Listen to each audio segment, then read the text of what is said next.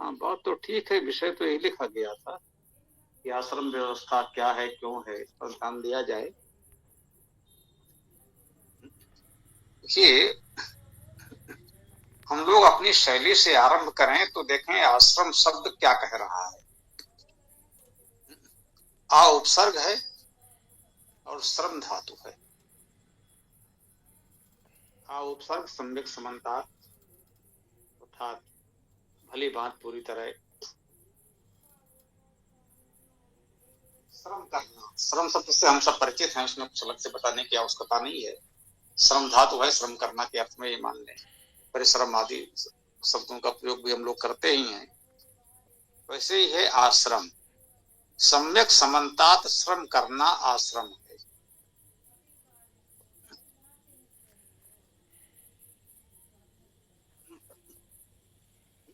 इसी प्रकार से ऋषियों के आश्रम होते थे। वहां आश्रम का भाव ही यही है कि सब लोग वहां पर समन्तात श्रम करते हैं अपना। ऐसा नहीं है जो एक से सांसारिकता आप कहते हैं। राजमहल में, गृहस्थ में जो संपन्न वर्ग के लोग हैं, उनके यहाँ सेवक आदि हैं कार्य करने के लिए, और वो उन्हें कोई श्रम करने की आवश्यकता नहीं होती। तो ऋषियों के आश्रम में तो आइए और श्रम कीजिए। जो भी है वो सभी छोटे बड़े किसी भी स्तर का व्यक्ति हो, राजा हो, राजकुमार हो या सामान्य कोई हो, सब लोग एक समान श्रम पूर्ण दिनचर्या का पालन करते हुए अध्ययन अध्यापन करते रहे। आश्रम शब्द का अर्थ तो ये हुआ। ये जीवन में 4 आश्रम की बात की जाती है। पहला है विद्यार्थी जीवन, ब्रह्मचर्य आश्रम कहते हैं। फिर गृहस्थ आश्रम, फिर वानप्रस्थ आश्रम और संन्यास आश्रम। ये 4 आश्रम कहे गए हैं। कह सकते हैं हमारा पूरा जीवन ही श्रम करते हुए बीतता है। श्रम विहीन जीवन इस व्यवस्था में संभव नहीं है। विद्यार्थी श्रम पूर्वक विद्या अर्जन तो करता ही है, निर्वाह के लिए भोजन आदि की व्यवस्था भी वो श्रम से जुटाता है। सामान्यतः वनों के बीच या वनों के निकट गुरुकुल आश्रम होते थे, तो फल लकड़ी आदि वन से विद्यार्थी ले आते थे, उससे निर्वाह होता था। निकट के ग्रामीण क्षेत्र में गए, कुछ भिक्षा ले आए, उससे निर्वाह हो रहा है। गृहस्थ में तो आजीविका का श्रम और पूरी व्यवस्था चलाना, सबसे प्रमुख आश्रम तो गृहस्थ ही कहा गया है। उसमें भी यही कहा गया है कि शेष तीनों आश्रम गृहस्थ पर ही आश्रित हैं। वास्तव में अर्जन तो गृहस्थ ही करता है, वही बच्चे का भी पोषण करता है, विद्यार्थी का भी, और जो वृद्धजन है उनका भी पोषण वही करता है, किसी भी रूप में हो, तो अपने परिवार के माता पिता आदि हो या समाज के हम विद्वान आचार्य सन्यासी आदि कह सकते हैं। तो सबका पोषण तो गृहस्थ ही करता है। ये दूसरा सबसे महत्वपूर्ण आश्रम गृहस्थ का है। वानप्रस्थ में ये कहा गया है कि अब गृहस्थ के जंजाल से धीरे धीरे मुक्त हो जाए। बच्चे बड़े हो गए, घर का दायित्व उनको दे दीजिए। जो भी कार्य व्यवसाय है, कृषि व्यवसाय आदि जो कुछ भी है, वो गृह व्यवस्था उनको दीजिए और उन्हें अपने तरीके से करने दीजिए। आप एक संरक्षक की भूमिका में हो सकते हैं, उन्हें आवश्यकता होगी तो आपके अनुभव का लाभ उठाएंगे, कहीं कुछ आपसे विचार विमर्श कर लेंगे। संन्यास की अवस्था है कि आप इसमें से भी मुक्त हो लीजिए। अब घर परिवार से कोई लेना देना नहीं, पूरा समाज ही हमारा परिवार है, वसुधैव कुटुंबकम। भिक्षाटन करते हुए जहां जो भिक्षा मिल गई ग्रहण कर लिया, नहीं कोई बात नहीं। ये 4 प्रकार की जीवनचर्या है। अब एक इसमें ये कहा गया कि 25 वर्ष तक ब्रह्मचर्य आश्रम या विद्यार्थी जीवन, उसके पश्चात 25 वर्ष तक गृहस्थ आश्रम। ये बात बहुत व्यवहारिक लगती है, बहुत सीमा तक ये बात व्यवहारिक है, पहले भी रही होगी, अब भी है, आगे भी लगभग ऐसा रहेगा। अभी भी आप देख रहे हैं कि विद्यार्थी जीवन, सामान्य अध्ययन, फिर विशेष पाठ्यक्रम और ये सब करते हुए आजीविका की खोज करते हुए 25 वर्ष की आयु तो हो ही जाती है। कहीं आजीविका में लगने पर होता है कि हाँ भाई अब गृहस्थ में प्रवेश किया जाए। ये व्यवस्था प्राकृतिक और व्यवहारिक है मानव समाज में, वो अभी भी चली आ रही है। इसके लिए कोई निर्देश, निर्णय, कोई धर्म कर्म की व्यवस्था नहीं है, स्वाभाविक रूप से हो रहा है। ब्रह्मचर्य या विद्यार्थी जीवन और गृहस्थ जीवन तो चल रहा है। उसके पश्चात तो कहीं कहीं तो ऐसा होता है कि बच्चों को दायित्व सौंपकर मुक्त हो लेते हैं, परिवार में पड़े हैं, अब कह देते हैं भाई हमको 2 समय का भोजन चाहिए और अपना तुम लोग चलाओ, हमें क्या है। कुछ लोग होते हैं बहुत अधिक आयु तक भी पूरा लगे रहते हैं, तो वो कहा है कि धीरे धीरे आप इस गृहस्थ के जंजाल से मुक्त हो, जो कुछ हो सके अध्ययन, साधना, उपासना करें और आनंद में रहें। बाद में हो सके तो संन्यास ले लें। वानप्रस्थ की स्थिति है छोड़ने का प्रयास करना, धीरे धीरे मानसिक रूप से पूरी तरह मुक्त हो लेना। तो ये एक सामान्य सी व्यवस्था है जो मनोवैज्ञानिक है, स्वाभाविक है, और उसको कहीं किसी ने किसी भी ग्रंथ में व्यवस्थित रूप से वर्णित कर दिया है। तो ठीक बात है, जो समाज में हो रहा था, जो ठीक लगा, उसको व्यवस्थित रूप से कह दिया गया। अब बात आती है कि संन्यास, तो कुछ लोग कहते हैं कि भाई युवावस्था में संन्यास लें कि न लें, कैसे करें। तो इसमें अवश्य आपको देखना होगा कि जो आयु कही गई है 75 वर्ष की आयु तक व्यक्ति जीवित रहे, अच्छी बात है।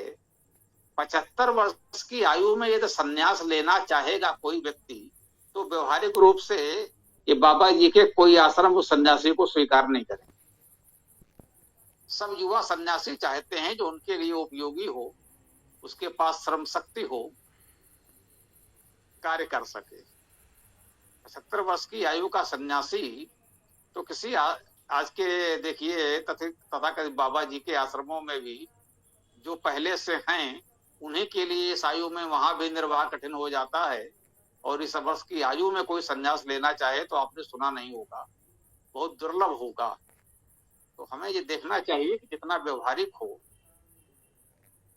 हमें मनुष्यों ने, कुछ लोगों ने इसको इस तरह निर्धारित किया होगा, समाज के लिए, जीवन के लिए एक उपयोगी चर्या है, जितना उचित लगे अपना लें।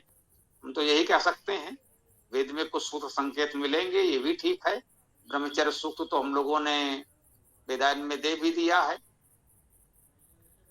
और भी बातें आई ही हैं, तो उस रूप में उसको देखें, समझें, आगे आप लोग विचार करें।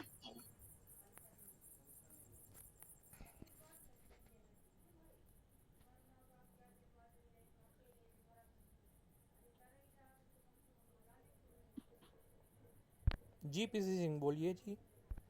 हाँ गुरुदेव प्रणाम।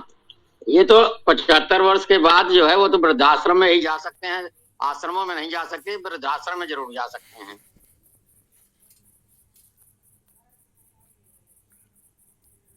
जी ठीक बात है, यही हमने भी कहा, यही आपने भी कहा, व्यवहारिकता तो यही है।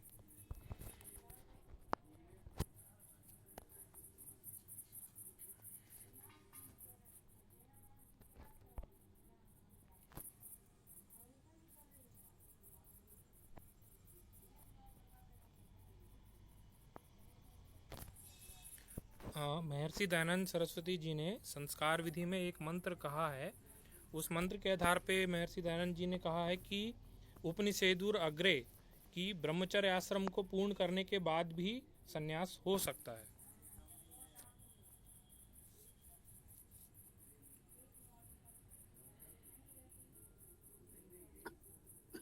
व्यवहारिक रूप से हो ही रहा है। ब्रह्मचर्य की अवधि पूर्ण करने से पहले ही संन्यास हो रहा है। किशोरावस्था में, युवावस्था में ही लोग संन्यास लेते हैं और उन्हीं को स्थापित आचार अपने आश्रमों में स्वीकार करते हैं। यही बात हमने कही। व्यवहारिक दृष्टि से तो यही हो रहा है कि अत्यंत वृद्ध अवस्था में तो कोई स्वीकार भी नहीं करता, वो तो एक प्रकार से उनको भार स्वरूप लगता है। तो व्यवहारिक स्थिति यही है, जिसकी जैसी मानसिकता हो, जो भावना हो, उसके अनुसार करता है।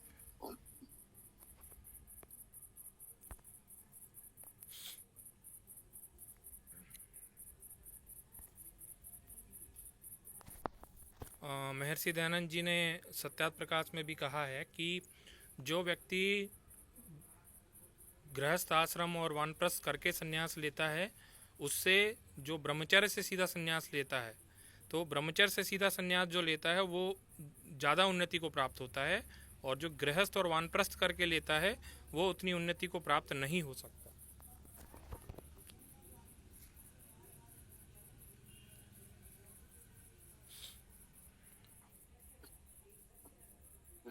यही बात तो सब कह ही रहे हैं कि युवावस्था में ही सामान्यतः संन्यास लिया जा रहा है। उस अवस्था में संन्यास कौन लेता है और कौन देता है? व्यवहारिक दृष्टि से देखिए तो सभी की यही स्थिति है। तो यहीं पर तो ये बात उठती है कि जो 4 आश्रम की बात है, ब्रह्मचर्य, गृहस्थ, फिर वानप्रस्थ, फिर संन्यास, इस रूप में तो संन्यास कहीं फलित हो ही नहीं रहा। ये तो आपको खोजना पड़ेगा कि व्यवहारिक रूप में ऐसे कितने लोग हैं वर्तमान में या इतिहास में, भूतकाल में, कि 75 वर्ष की आयु के पश्चात किसी ने संन्यास लिया हो। ऐसा तो कोई दुर्लभ ही आपको मिलेगा।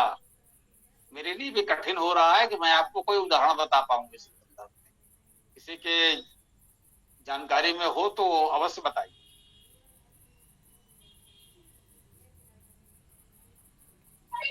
स्वामी जी नमस्ते। वास्तव में मुझे ऐसा लग रहा है कि जो ये बात आश्रम की हो रही है, ये वेदों में तो कहीं दिखाई नहीं देती। हाँ, ये बात जरूर है कि इसकी मान्यता बनी समाज में, किन परिस्थितियों में बनी, किन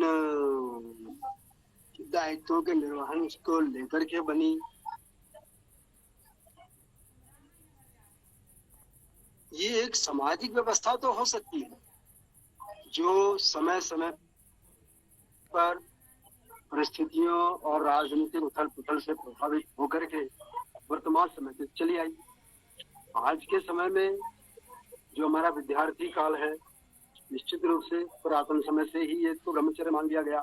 जो ब्रह्म में, ज्ञान में, विशालता के अंदर विचरण करे सो ब्रह्मचर्य। उसके बाद विवाह संबंध की बात चली तो व्यक्ति अपना परिवार का भरण पोषण करने में सक्षम हुआ, तो ये भी आ गया।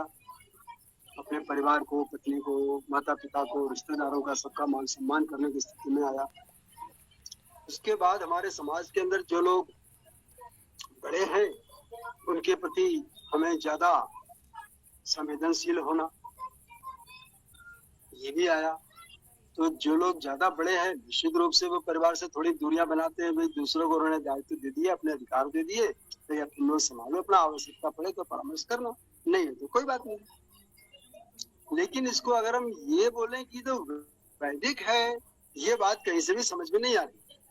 हाँ, एक बात जब स्वामी दयानंद जी की बात बार बार आती है तो उसमें जब मेरा एक चर्चा का सत्र चला था तो उसमें उस सज्जन ने उत्तर ये दिया कि 5वें समोल्लास में तो दयानंद सरस्वती जी ने कहा है कि बिना संन्यास के मोक्ष ही नहीं हो सकता।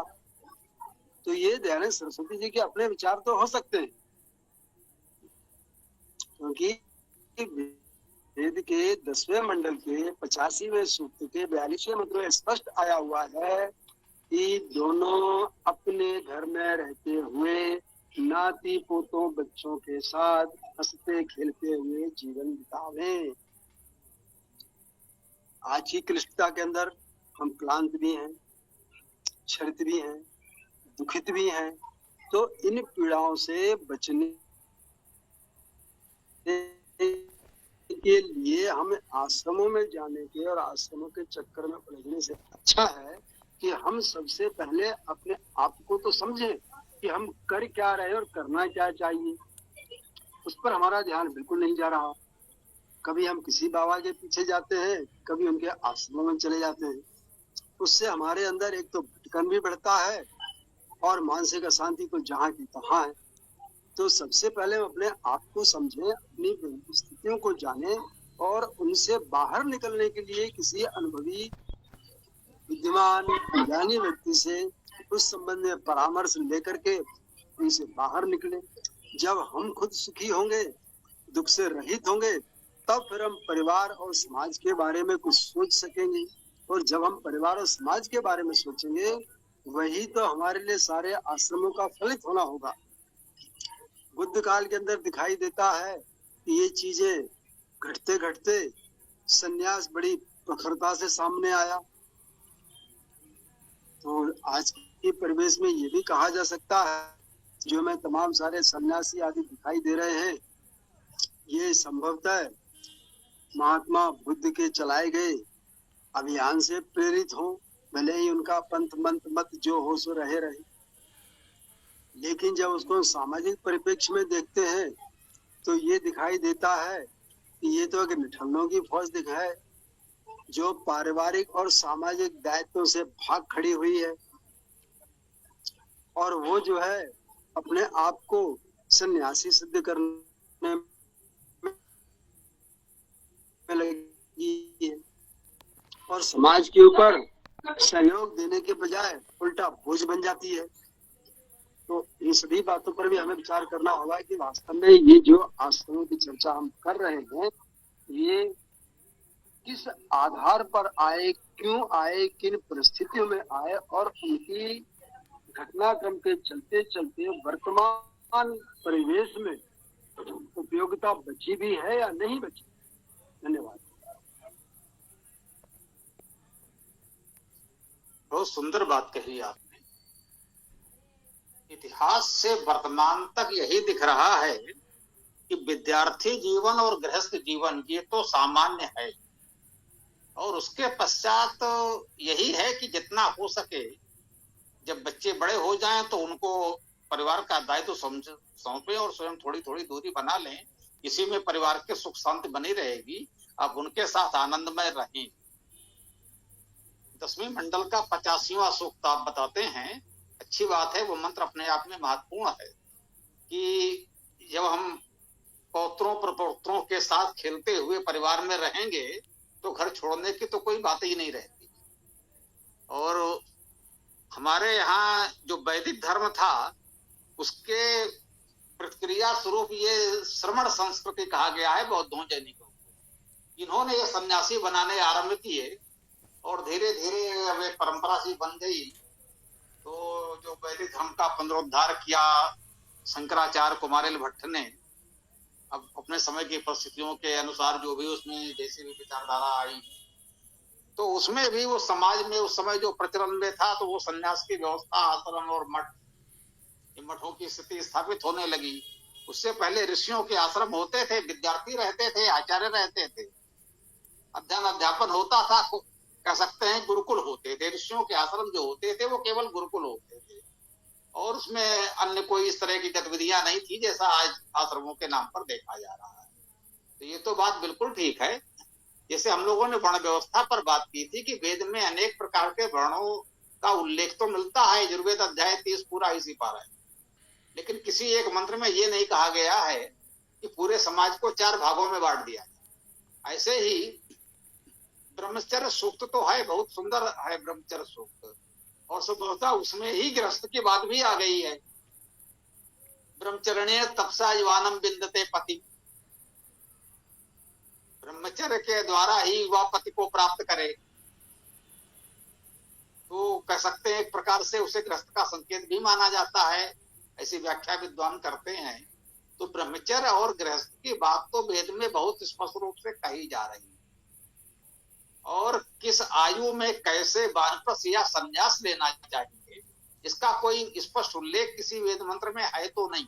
हाँ, बहुत से मंत्रों में ऐसी कुछ बातें अवश्य आई होंगी जिसको ऐसा मान लिया जाए कि ये सन्यासी की बात हो रही है या वानप्रस्थी की बात हो रही है, ऐसा कोई संकेत मानना चाहे तो वो स्वतंत्र है।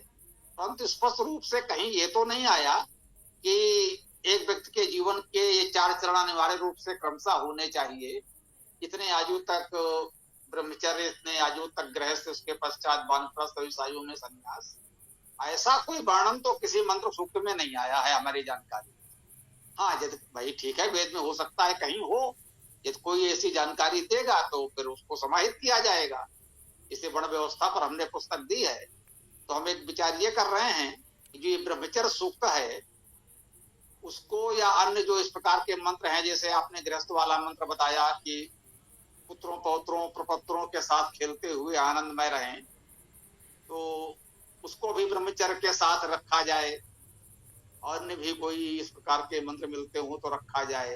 तो यह इस प्रकार से आश्रम व्यवस्था पर अलग पुस्तक बना ली जाए, या वर्ण व्यवस्था वाली में जोड़ दिया जाए, वैदिक वर्णाश्रम व्यवस्था करके बना दिया जाए। तो ऐसा जो भी उपलब्ध है वो किया जाएगा, लेकिन कहीं एक स्थान पर जीवन को इस प्रकार से 4 भागों में बांट देने की व्यवस्था तो अब तक मेरी जानकारी में नहीं आई है। कहीं किसी को ऐसा कोई मंत्र मिले तो बताइएगा, उस पर विचार अवश्य किया जाएगा। जी, तो जैसा आप लोग सोच रहे हो कि केवल ब्रह्मचर्य और गृहस्थ ही है वेद में, ऐसा मैं भी पहले सोचता था। लेकिन मैंने फिर बहुत सारे सन्यासियों विद्वानों से पूछा, तब उन्होंने मुझको बताया कि नहीं, ऐसा नहीं है। विशेष करके अथर्ववेद में 4 आश्रमों का वर्णन है, ऐसा उन्होंने बताया। फिर मैं ढूंढने लग गया कि भाई 4 आश्रमों का वर्णन है कि नहीं। तो अथर्ववेद कांड 11 सूक्त 5 जो कि ब्रह्मचर्य सूक्त है, उससे तो ब्रह्मचर्य आश्रम स्थित हो ही गया। फिर यजुर्वेद अध्याय 8, वहाँ पे गृहस्थ आश्रम का वर्णन आया है। उपयाम ग्रहीतो असि आदित्यभ्यस्त्वा विष्णुरुगायेस एस्ते सोमम तम रक्षस्व मा त्वा धवन, ऐसे पूरा अध्याय ही है। ऐसे ही अथर्ववेद कांड 14 पूरा गृहस्थ आश्रम के लिए है।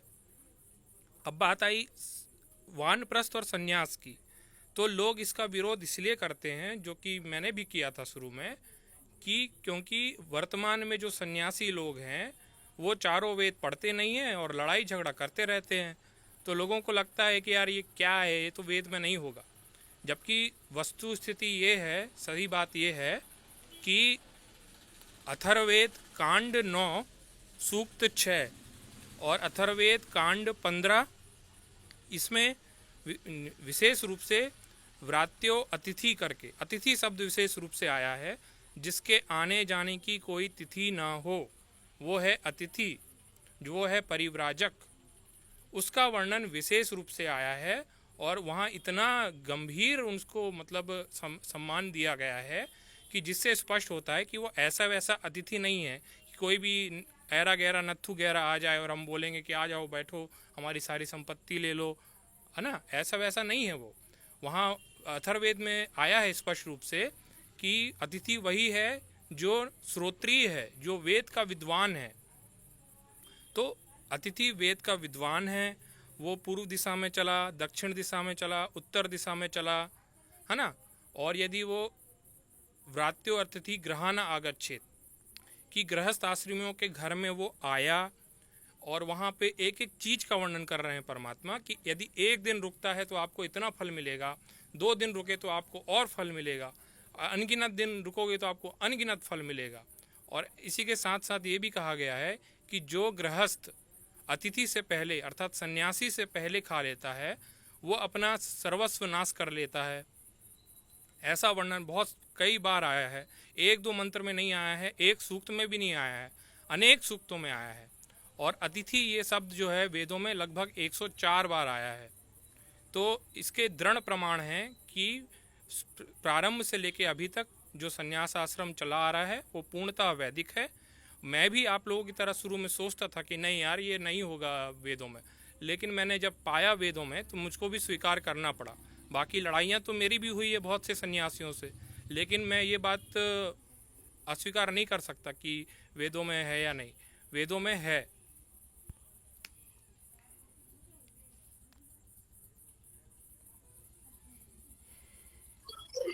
आपने जो बात करी अथर्ववेद कांड 15 की, अतिथि सोत्या व्रत सूत्र, तो उसका अर्थ ये हुआ, व्रत अर्थात जो व्रतधारी है, जिसने कोई नियम व्रत लिया हुआ है और उसका वो पालन कर रहा है, उस मार्ग पर चल रहा है।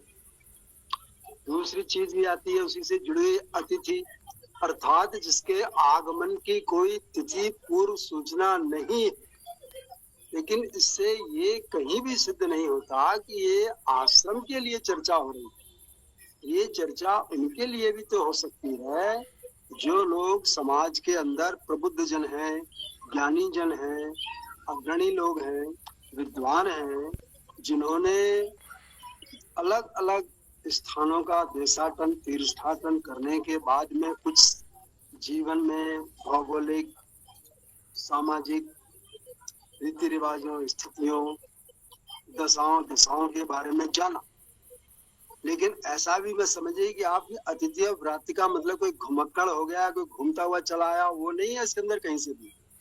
तो इन बातों का हमें फर्क भी समझना होगा और उनके गूढ़ अर्थ को भी समझना पड़ेगा कि ये आश्रम व्यवस्था के बारे में बात कही जा रही है या उससे जुड़े हुए किसी ज्ञानी जन, विद्वान, अनुभवी ऐसे व्यक्तियों के बारे में बात हो रही है।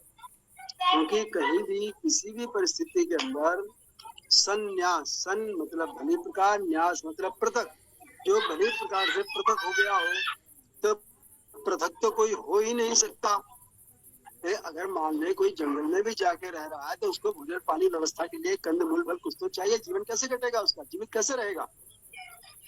और अगर वो समाज के बीच में आता है तो उसे भोजन मिलता है, तो उसके जीवन यापन की व्यवस्था के लिए तो उसे समाज पर ही निर्भर होना है। तो ये बातें जो है सिर्फ उस तरह से हम उनको कपड़ाधारी समझ करके या रंग बिरंगा कपड़ा पहन करके एक ड्रेस कोड बना दे, उससे बातें स्थित नहीं होती। बातों को हमें ये देखना पड़ेगा कि उस व्यक्ति के मन में धारणा क्या है, वो व्यक्ति अपने मानसिक और सामाजिक स्तर की दृष्टि से किस ऊंचाई को पाया हुआ है। कई बार हमारे समाज के बीच में रहते हुए बहुत सारे लोग आते हैं संपर्क में, जिन्हें लोग परिवार के लोग या और उनके समाज वाले लोग बोलते हैं कि भैया ये तो परमहंस हो गए। परमहंस का मतलब उन्हें किसी से कोई सरोकार नहीं है। परिवार में जो बना, रूखा सूखा मीठा खट्टा तीखा, उन्होंने इसको सहर से स्वीकार किया, अपनी क्षुधा तृप्त की और अपने जीवन क्रिया में व्यस्त। पढ़ना है तो पढ़ रहे हैं, चिंतन करना है तो कर रहे हैं, ध्यान लगाना है तो लगा रहे हैं, समाधिस्थ होना है तो हो रहे हैं, लेकिन किसी के झंझट झमेले से उन्हें कोई लेना देना। इस स्थिति को अगर आप संन्यास का नाम देना चाहो तो दे सकते हैं, लेकिन संन्यास के लिए ऐसा कोई पैमाना नहीं है, ना ही ऐसी कोई स्थिति बताई गई जिसको हम ये कहें कि ये संन्यास स्थिति आ गई और व्यक्ति को सन्यासी होना चाहिए। जिन लोगों की भी हम चर्चा करते हैं, जो कभी कभी चर्चा में आते भी हैं, उदाहरण लोग हमारे सामने देते भी हैं कभी कभी अपनी वार्ताओं में, कथावाचक लोग भी, तो उस समय ये उन ज्ञानियों की बातें हैं जो लोग अपने ध्यानस्थता, समाधि स्थिति, ज्ञान की चरम सीमा को पा चुके हैं या पाने की तरफ दौड़ रहे हैं, जिनको वो सन्यासी कह देते हैं। तो उनको तो कहा जा सकता है कि उन्होंने सब त्याग दिया, लेकिन उनकी जब हम चर्चा करेंगे तो ये इस परिप्रेक्ष्य में कहीं बनता ही नहीं जिसकी हम लोग समाज में बात करते हैं या जिसको हम अभी भी चर्चा कर रहे हैं, उससे बहुत दूर है वो स्थिति, एकदम अलग है। और ऐसे कुछ व्यक्ति हमको समाज के बीच में भी रहते हुए मिल सकते हैं, जो भी मैंने थोड़ी देर पहले ही कहा कि मैं इसको परिवार के लोग, समाज के लोग, रिश्तेदार लोग बोल देते हैं, अरे भैया ये तो परमहंस हो गए, अरे वो तो फलाने साहब परमहंस जी हैं।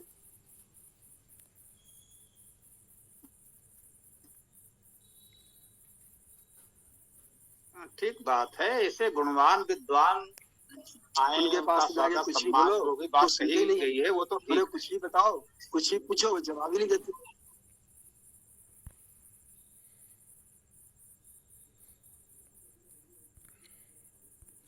आप हरिश्चंद्र जी कृपया संस्कार विधि का संन्यास प्रकरण पढ़िए। वहाँ पे महर्षि दयानंद जी ने वेदों में विशेष रूप से प्रमाण दे करके कहा है कि संन्यास आश्रम जो है ये वैदिक है, और वहाँ मंत्र भी आया हुआ है, यो विद्यात ब्रह्म प्रत्यक्षम परुंसी यस्य संभारा ऋचो यस्य अनुक्यम सामानी यस्य लोमानी यजुर्हृदयम उच्यते परिस्तरणम इद्धवि यद्वा अतिथि पति।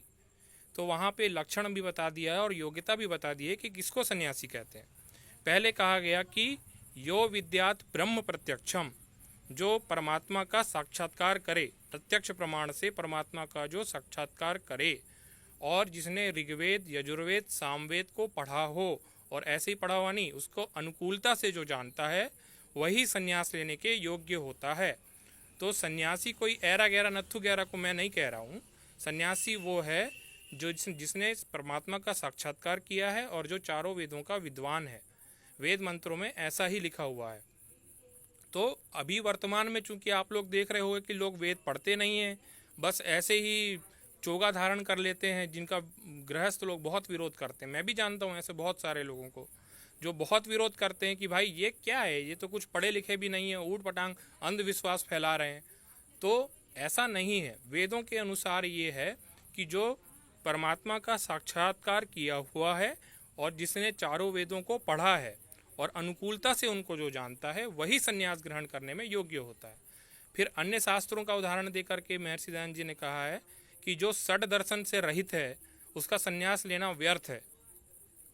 अच्छा, और मैंने अभी तक ऐसा कोई शास्त्र नहीं पढ़ा है जहाँ पे आश्रम व्यवस्था का वर्णन नहीं हो।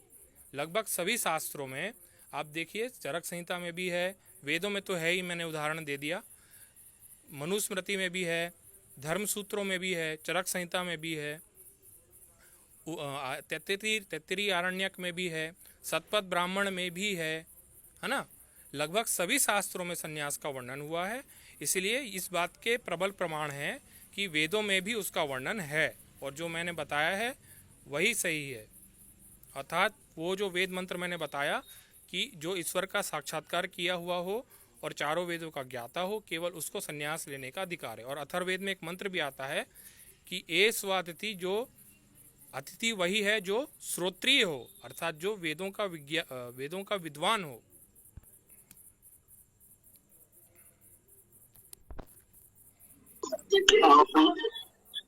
ये बात एक प्रकार से स्पष्ट हो जाती है। थोड़ा सा देखें, जो वेदों के विद्वान आचार्य हैं उनको मान लीजिए कहा गया, वेद में व्रात्य कहा, अतिथ कहा, आचार्य कहा, ऋषि कहा, आप ऐसे किसी भी विशेषण से उन्हें विभूषित कर दें।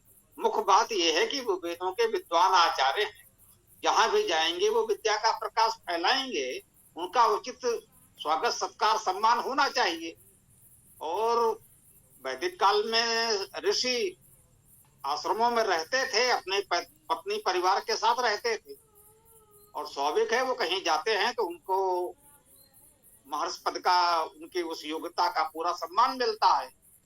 तो उस रूप में वो अतिथि व्रात्य हैं जिन्होंने वेदों के स्वाध्याय का व्रत लिया हुआ है। और इस प्रकार के अतिथ शब्द को ध्यान दीजिएगा, अत सातत्य गमने धातु है। अतिथ का अर्थ वास्तव में यही होता है जो निरंतर गतिशील है, जड़ नहीं होना चाहिए, विचारों से भी और व्यवहार में। तो ऐसे विद्वान अतिथि आचार्य ऋषि आते हैं तो उनका स्वागत सम्मान किया जाए। ये बात वेदों से लेकर सभी अच्छे ग्रंथों में मिलेगी, स्वाभाविक है, इसको तो कोई नकार ही नहीं सकता।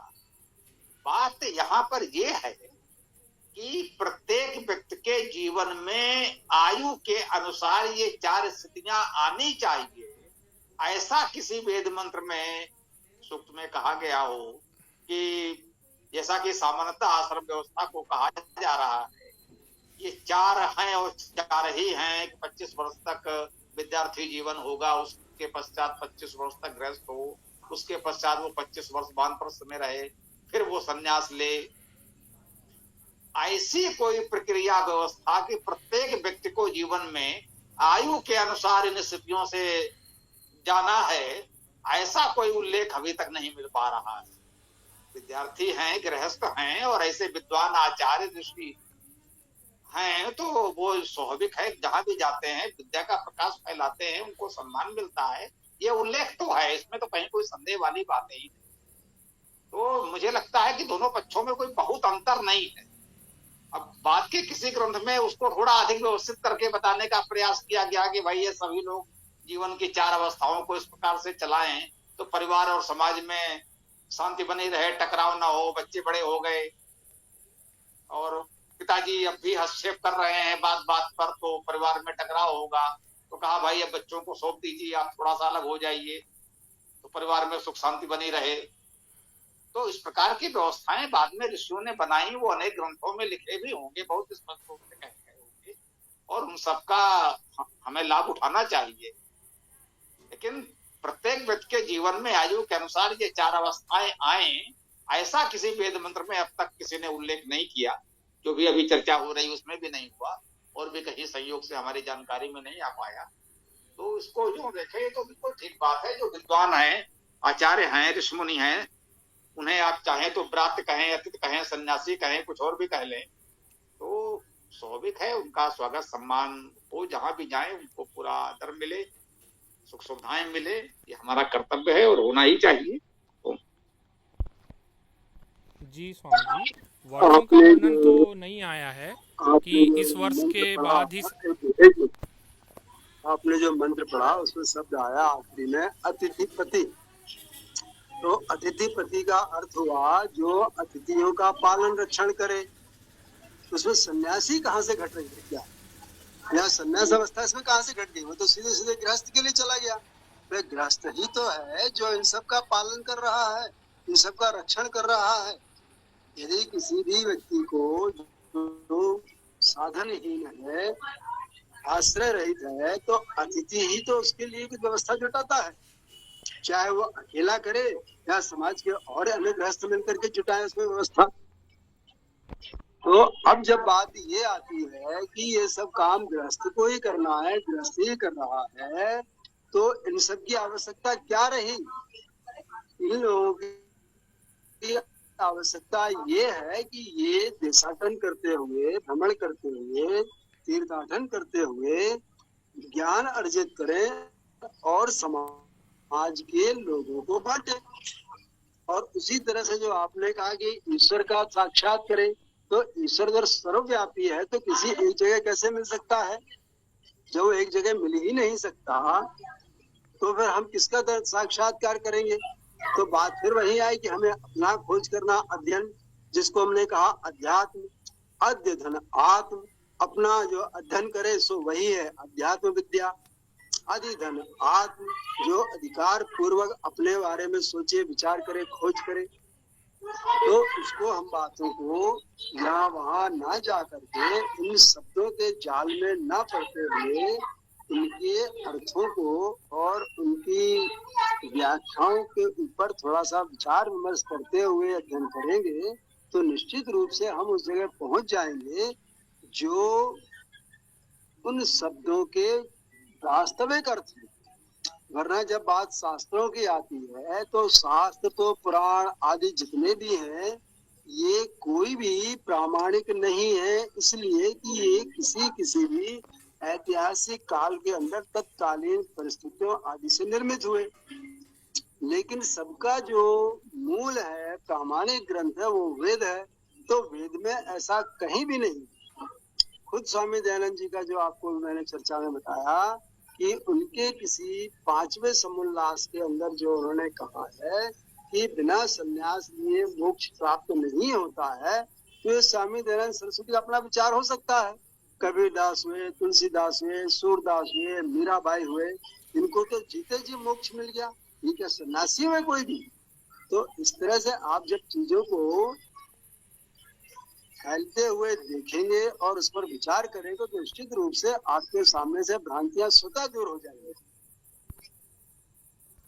जी, आपने मेरी बात को बिल्कुल नहीं समझा। मैं वो नहीं कह रहा था, अतिथि प्रति का मतलब मैंने आपको वैसा नहीं समझाया।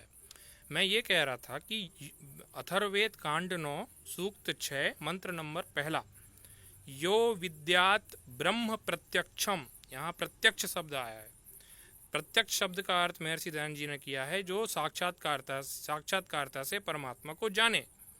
और यो विद्यात ब्रह्म प्रत्यक्षम परुंसी यस्य संभारा ऋचो यस्य अनुक्यम।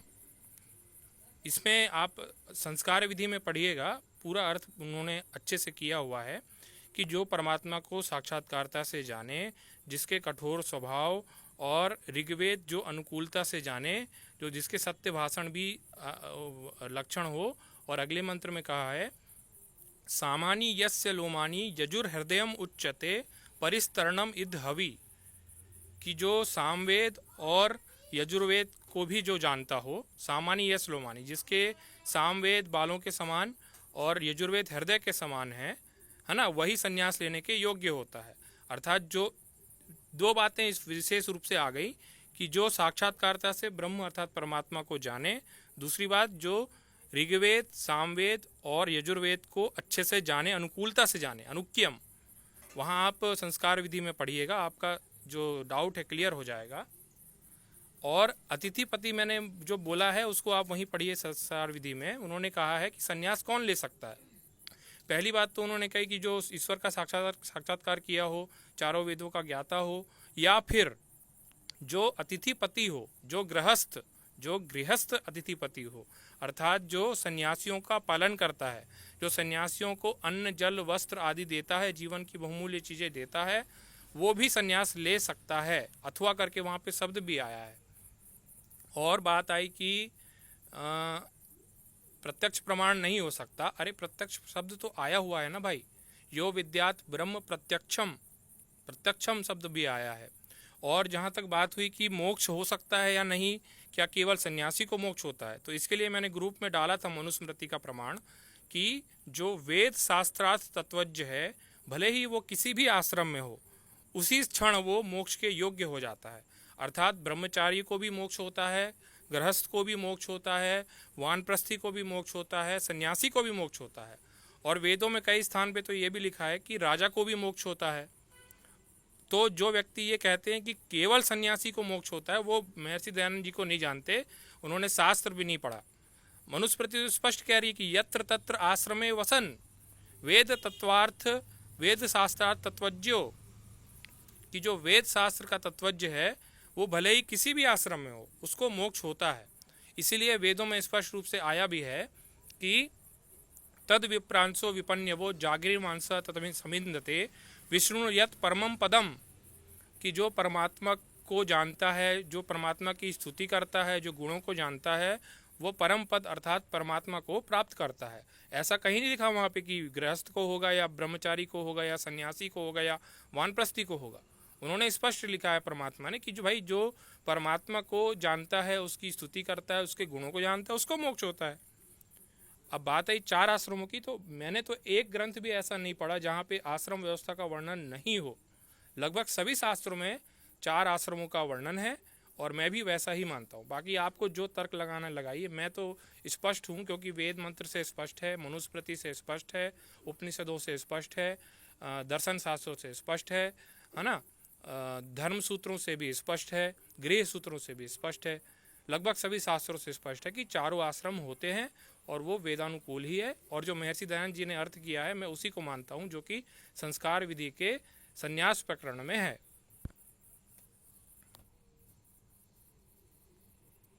या आपने अथर्ववेद के कांड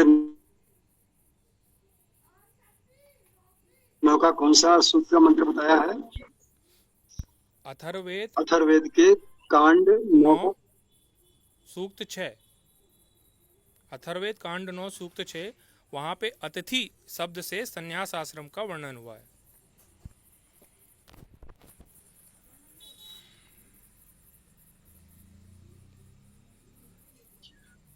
जी, मैं कह रहा था पहले कि विषय अगर सीमित रखा जाए तो काफी और स्पष्ट होता। तो जो भी इसके संदर्भ में वेद मंत्र हैं तो उन पर भी चर्चा करते। एक ही दिन में ये होता है तो विषय इतना स्पष्ट नहीं हो पाता। ठीक है, तो अन्य किसी साथी का कोई प्रश्न हो तो रखे।